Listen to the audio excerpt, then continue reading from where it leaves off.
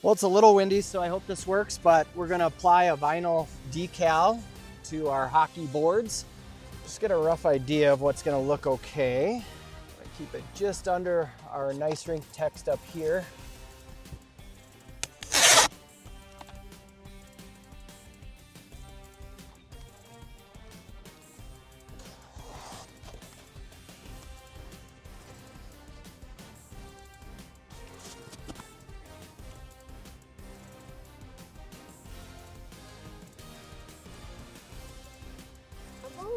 Does that look good?